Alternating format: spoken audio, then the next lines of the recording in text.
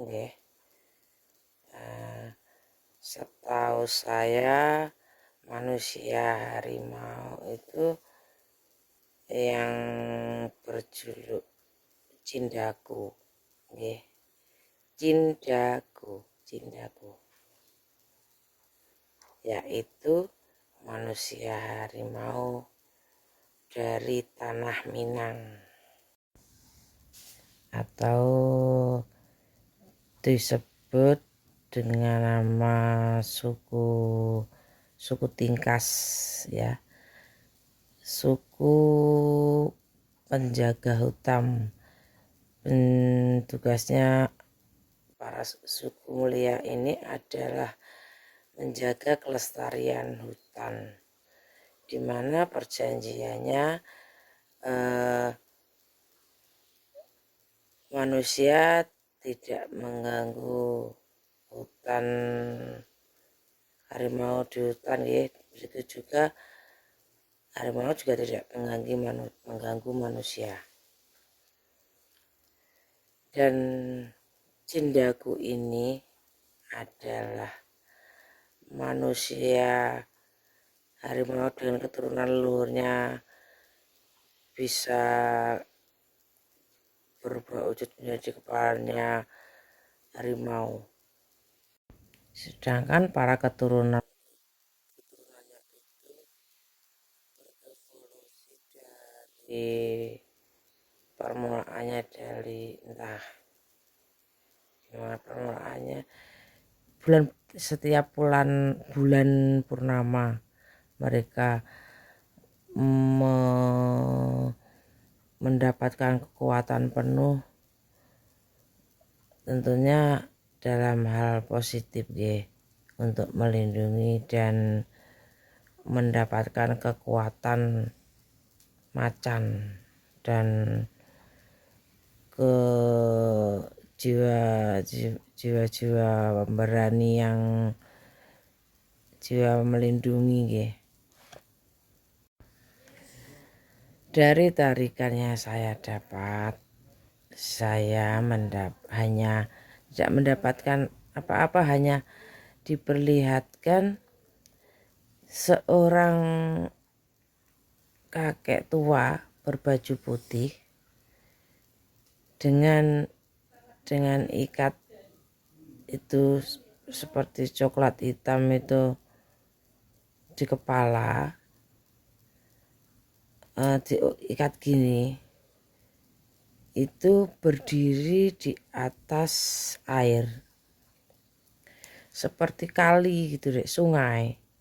Nah, di pinggir aliran sungai itu, di pinggirnya itu ada semacam tembok benteng sekitar tingginya itu 1,5 meter, per sekitar 4 meter 5 meter ada kayak cungkupnya gitu, segitiga kayak piramid. Nah,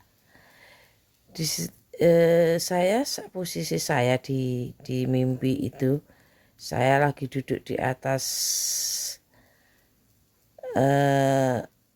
pagar benteng tersebut seperti kayak gapura gitu. Lalu kakak itu menyerahkan bendera putih terlipat. Saya nggak tahu gambarnya itu.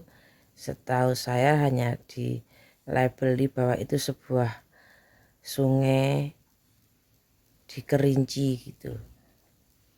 Saya nggak tahu maksudnya apa sampai sekarang mencoba mengartikannya, ya saya nggak tahu, hanya itu yang saya dapatkan. Sedangkan sewaktu saya di Unggulan dulu, itu saya mendapatkan waktu saya menyanyi Mas Kumambang, yang datang itu juga ada macan 3, tapi satu macan Sumatera, ya, yang besarnya seanak sapi, besar, cuma gereng gitu loh. Terus yang 2 macan putih, tapi berbeda.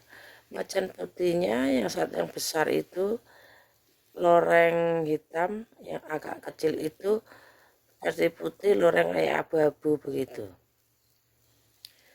Lalu saya permisi pindah tempat. Saat saya pindah tempat, tiduran di jango yang sampingnya tertutup gitu, di balik telinga saya seperti garuk-garuk, ada cakaran-cakaran garuk-garuk kayak di dalam gitu. Saya pindah lagi, ya seperti mendengar garuk-garuk, seperti kuku menggaruk-garuk kulit pohon begitu. Dan seperti saat kayak minta tolong begitu ya, saya apa daya saya, ya memang saya nggak tahu apa yang harus saya perbuat. Cuman saya gendeng lagi Mas Kumambang, terus tenang begitu saja. Jadi seperti kayak minta digendengi begitu. Saya nggak tahu maksudnya saat itu yang macan atau garuk-garuk. Hanya itu yang bisa saya sampaikan sederek, karena saya tidak berani mewedar yang saya tidak dapat petunjuk, apalagi saya tidak tahu. Ya, demikian saja pencerahan yang saya dapatkan dari konsentrasi atau kuning. Dimaklumi sedilek, saya juga tidak mau mengatakan yang ini saya tidak tahu. Ayo. Lupa sedilek, saya juga mau menyampaikan pesan untuk kita semua, siapa tahu berguna. Dari rasa takut yang positif ya. Jika sebuah rasa takut diberanikan, misalkan takut mengatakan sesuatu karena takut tidak benar, jika rasa takut itu dibenarkan, maksud saya rasa takut yang diberanikan itu adalah untuk mendominasi diri kita sendiri agar tidak, untuk lebih berani. Jadi beranilah mengungkap rasa takut tersebut menjadi keberanian yang benar-benar berani selama itu benar. Jadi keberanian yang benar, bukan yang drab-drab. Bukan keberanian karena untuk mendominasi orang lain.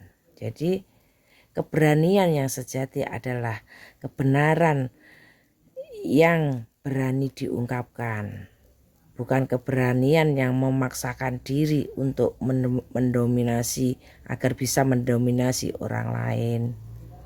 Nggih, mengatur mawon sederek dirangkai kiambak. Rayu.